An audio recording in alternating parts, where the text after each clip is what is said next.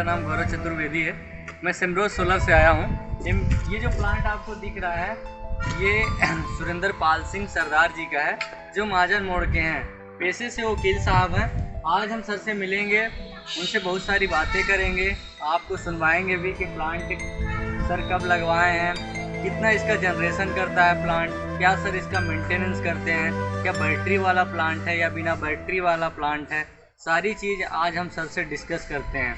आइए हम सर से मिलते हैं।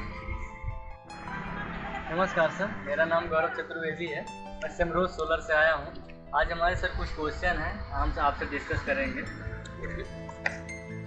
सर ये सोलर प्लांट लगवाने का सर विचार कहाँ से आया था सर? देखिए, सोलर प्लांट के लिए मैंने पेपरों में भी पढ़ा था और इसके बाद यूट्यूब में सर्च किया मैंने इसको। यूट्यूब में सर्च करने से मुझे जानकारी मिली कि सोलर प्लांट में वर्तमान में जो है दो तरह के हैं, एक ग्रिड और एक ऑफ ग्रिड वाला। ऑफ ग्रिड का मतलब इसमें बैटरियाँ लगती हैं, और ग्रिड वाला जो इसमें कोई बैटरी नहीं होती है, उसको स्टोरेज नहीं होता। मेरे घर का जो है बिजली का बिल लगभग हर महीने का 7,000 8,000 कभी कभी 9,000 तक भी आ जाता था। तो मैं अपने हिसाब से सोच रहा था कि सोलर प्लांट लगवाता हूँ तो क्या मेरा ये खर्चा जो है घट जाएगा कि नहीं घट पाएगा। तो यूट्यूब पर सर्च करने पर मुझे लगा कि ग्रिड सिस्टम जो है वो अच्छा है। तो मैंने उस पर जो सर्च किया तो मेरे को लगा कि ये लगाना चाहिए। मेरे मन में एक शंका थी कि सोलर जो सूरज की रोशनी से बनता है बिजली इसकी, तो क्या एसी का लोड उठा लेगी कि नहीं उठा पाएगी। मेरे घर में 2 एसी हैं, 6 किलोवाट का मेरा कनेक्शन है बिजली का। तो उस हिसाब से मैंने जब सर्च किया तो पता लगा कि नहीं, इसमें बिजली के वोल्टेज का उतार चढ़ाव का कोई दिक्कत नहीं है, क्योंकि जो भी बिजली बनेगी सोलर प्लेटों से वो सीधे एनपीवी को चली जाएगी, और एनपीवी से जो बिजली मिलेगी वो हम कंज्यूम करेंगे। ऐसा मैंने उसको देखा सुना था। तो फिर मेरे मन में आया कि मुझे भी लगवा लेना चाहिए। फिर मैंने यहाँ पर जो है उसके लिए सर्च करना शुरू हुआ कि मुझे लोकल में कौन दे पाए। अच्छा, तो ये कितने किलोवाट का प्लांट लगवाया सर? मैंने अपने हिसाब से, मेरी जो खपत घर का था उसके हिसाब से मैंने देखा कि 6 किलोवाट का मेरा कनेक्शन है, तो 5 किलोवाट का फिर मैंने ये लिया। 5 किलोवाट का मेरा प्लांट लगा। 5 किलोवाट का सर प्लांट कितना एरिया ले लेता है लगभग वही 500 स्क्वायर फीट के आसपास। अच्छा, जैसा सर अभी आप बताएं कि ऑन ग्रिड और of grid, sir of grid ना लेने की कोई खास वजह? देखिए, ऑफ ग्रिड में क्या है, हम कोई भी उपभोक्ता जब कभी कोई इस तरह का खर्च करना चाहता है, इन्वेस्टमेंट करना चाहता है, तो ये देखता है कि उस पर मेंटेनेंस खर्च कितना आएगा। तो उसमें बैटरियाँ लगती हैं। एक तो हमको उसको बैटरियों को स्टोरेज के लिए जगह बनानी पड़ेगी, और उन बैटरियों की भी लाइफ देखनी पड़ेगी, कितने दिन लाइफ होती है, उस बैटरियों को हिसाब से चेंज करना पड़ेगा। हमारे घर में पहले से जो है इन्वर्टर लगा हुआ है, मेरे ऑफिस में भी इन्वर्टर लगा हुआ था, फिर वो यूजलेस हो जाएंगे सारे। तो इसलिए फिर मैंने सोचा कि ऑफ ग्रिड करने से अच्छा है ऑन ग्रिड करिए, क्योंकि मेरी जो भी बिजली है वो बनेगी हमारे प्लांट से, वो वेस्ट तो नहीं हो रही है, वो स्टोर हो जाएगी, तो मेरा नुकसान नहीं होगा उसमें। और मुझे जब ज़रूरत पड़ेगी मैं उधर से ले ही रहा हूँ। तो इस हिसाब से मैंने सोचा ग्रिड जो है ऑन ग्रिड का सिस्टम लगवाना। सर ऑन ग्रिड सिस्टम जो लगवाए हैं आप, इससे कुछ और फायदे हैं क्या? देखिए, ऑन ग्रिड में क्या है, आपका वन टाइम इन्वेस्टमेंट। आपने एक बार पैसा लगा दिया, फिर आपको इसमें करना कुछ नहीं है, सिर्फ प्लेटों की सफाई करानी है। और मुझे जो जानकारी यूट्यूब पर मिली थी, और जब मैंने इसको लगवाया तो मुझे बताया गया कि ये 25 साल तक इसमें कुछ नहीं होने वाला। तो ये देख के कि मुझे हर बार बैटरियाँ बदलनी पड़ा करेंगी, और इसके बाद जो है उनके लिए स्टोरेज बनाना पड़ेगा अलग से, तो मैंने ऑफ ग्रिड में कोई ज़्यादा दिक्कतें थी, इसमें ऑन ग्रिड ले लिया कि एक बार लगवा लो, फिर बाकी खर्चे भूल जाओ। जैसे सर ऑन ग्रिड प्लांट जैसे आप लगवा लिए हैं, जैसे मान लीजिए कि आपका जो भी यूनिट बनता है, तो जो आप यूज़ नहीं कर पाए उसका क्या होता है? ऐसा भी होता है कि जैसे अभी ठंड शुरू हुई है, हमारा जनरली गर्मी के समय में 25 यूनिट 26 यूनिट या 30 यूनिट तक हर दिन का चला जाता था खर्चा। तो एसी चलते थे, कूलर चलते थे।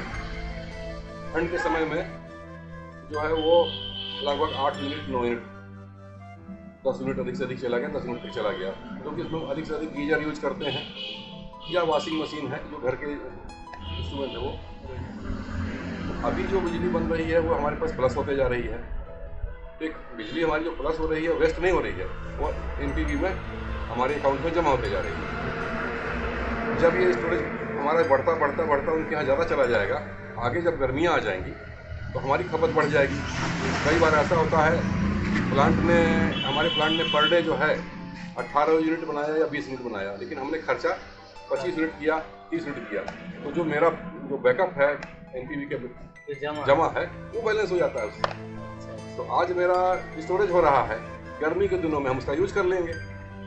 तो मिला के हमारा बेनिफिट तो है कि हमको 12, जो लोग कहते थे ना कि 12 महीने में आप केवल 4 महीने आपका खर्चा बचेगा, बाकी 8 महीने तो आपको बिजली बिल देना ही पड़ा करेगा, तो मुझे तो नहीं लगा ऐसा कुछ। ये प्लांट कब लगवाए हैं सर आप? मैंने 22 जनवरी 2021 को लगवाया है। अच्छा, मतलब बोले तो 1 साल होने जा रहे हैं। लगभग 1 साल होने जा रहा था। कितना बार आपने सर NPV को बिल पे किया अभी तक? मैंने एक बार 2000 रुपया किया था, प्लांट लगने के लगभग 4-5वें महीने में था। संभवतः उसमें कोई सरचार्ज था, काहे का था मुझे याद नहीं है।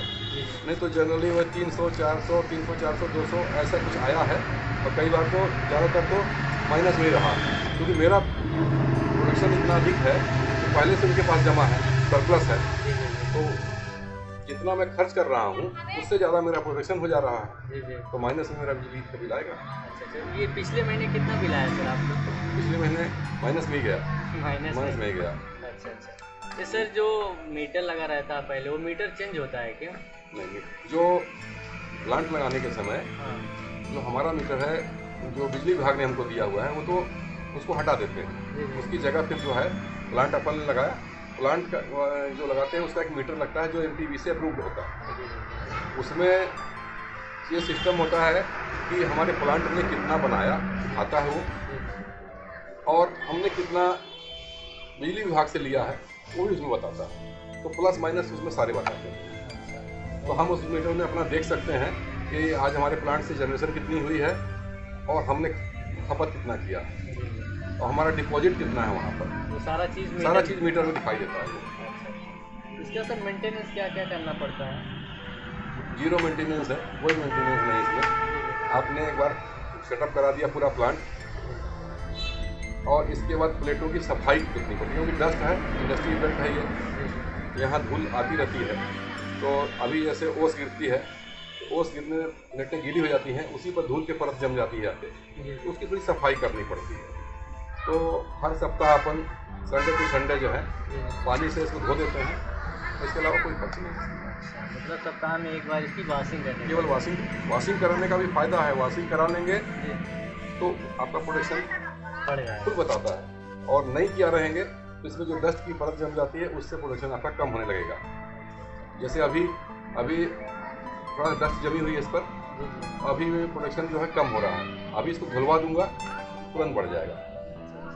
सर मॉनिटरिंग कैसे करते हैं प्लांट की, कितना जनरेशन आपका किया पर डे का? वो हमको मीटर में दिखाई देता है पूरा, जो भी हमारा जो मीटर लगा हुआ है उस मीटर में बताता है कि आपका आज सारा दिन का कुल, हमारे मोबाइल पर ऐप भी है उसका, और उसको ऐप को हमने लोड किया हुआ है। मैं प्रतिदिन देख लेता हूँ कि आज की कितनी मेरी जो है बिजली बनी है, कल कितनी बनी थी, पूरे महीने भर का उसमें ऐप में दिखाता है। सर जैसे लोगों के मन में अब धारणा रहती है, बहुत सारे लोग हमसे भी पूछते हैं कि जैसे बरसात का टाइम आएगा उस वक्त क्या हमारा प्लांट काम करेगा? देखिए, बरसात में बारिश अगर हो भी रही है तब भी ऐसा नहीं है कि बिल्कुल 0 जनरेशन हो जाता है, तभी प्लांट काम करता है। यह कम हो जाती है क्योंकि बादल रहते हैं, सूरज की रोशनी डायरेक्ट नहीं आ पाती है, लेकिन जो छन के भी आती है बादलों से, उससे भी जो है थोड़ा बहुत 0 नहीं आता।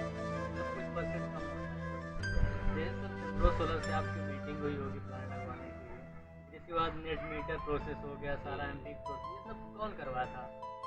देखिए, मेरी उनसे जो बात हुई थी, उन्होंने कहा था कि आपको केवल अपनी जगह देनी है, और मैंने उन्हें बुला के अपनी जगह दिखा दी। उन्होंने कहा कि हाँ यहाँ पर लग जाएगा, बाकी सारे प्रोसेस उन्होंने खुद किए, इंस्टॉलेशन का खुद का रहा पूरा, जो वायरिंग भी करनी पड़ी वो भी उन्होंने किया, और एमपीवी से मीटर अप्रूव्ड करा के लगाना उसको और कंक्रीट कर देना, सारा प्रोसीजर उन्हीं का रहा। बाकी मुझे कुछ नहीं करना पड़ा, मुझे बस केवल जिस दिन उन्होंने चालू कर दिया, कहा कि आके देख लो आप, तो मैंने देख लिया, सारा प्रोसेस उन्होंने नहीं करा। जो एग्रीमेंट भी होते हैं एमपीवी के साथ में, मेरे एग्रीमेंट भी में है, और उसके जो कागज बने हैं वो सब भी उन्होंने बना के सब रेडी करके मुझे दिखाए, मैंने पढ़े, उसमें साइन कर दिया और बिजली विभाग वालों ने उनको देख के अप्रूव कर दिया। सर ये एग्रीमेंट में क्या क्या रहता है? एग्रीमेंट में होता है, जैसे बिजली विभाग वालों ने हमारे साथ जो एग्रीमेंट किया कि हम किसी दूसरे को नहीं बेचेंगे। जैसे मेरे पास अगर प्लस बिजली हो गई तो ऐसा नहीं है कि मैं अपने पड़ोसी को बेचना शुरू कर दूँ। मेरे एग्रीमेंट में यही लिखा है कि आप जो भी बनाएंगे, अगर एक्सेस है आपका तो आपका एमपीवी को ही जाएगी। तो जैसे रहता है कि लोगों का 10,000 20,000 बिल आता है, उन लोगों को ये प्लांट लगवाना चाहिए ताकि उनका बिल कम हो जाए। ऐसा कुछ होगा जिसका 20,000 आता है तो कितना तक कम हो जाएगा? देखिए सबसे पहले तो आपको 3-4 महीने का अपना बिजली का बिल देखना चाहिए। 3-4 महीने में आपका एवरेज क्या आता है, कितने यूनिट पर डे का आपका खर्चा है, उसके हिसाब से प्लांट आप लगवाएं। अगर मेरा बिजली का खर्चा 10 यूनिट का है पर डे का, ठीक है ना, हम 10 kV का प्लांट लगा लेंगे, कोई मतलब नहीं आएगा उसमें। तो मैंने देखा था कि मेरा जो बिजली का बिल है 7,000-8,000 रुपये महीने का आता था, और उसके हिसाब से मुझे जो ज़रूरत थी तो मेरा 5 kV में पूरा हो जाता था, जितना जनरेशन होना है।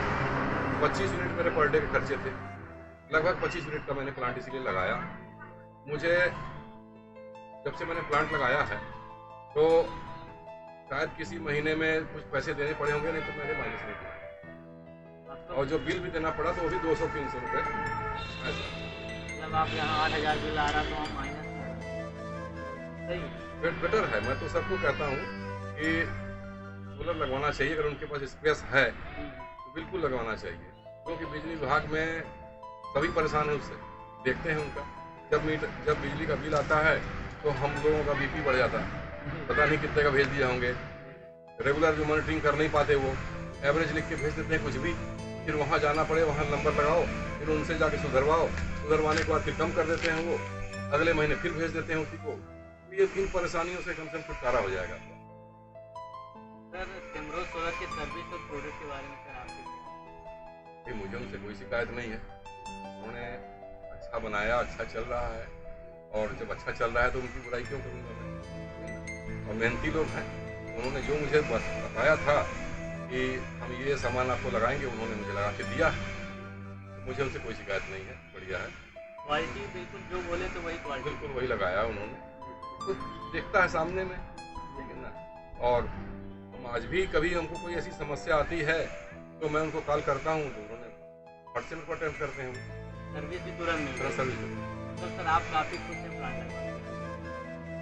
सर जो दर्शक आपको देख रहे हैं तो उनके लिए कुछ आपकी साइड से क्या रहेगा?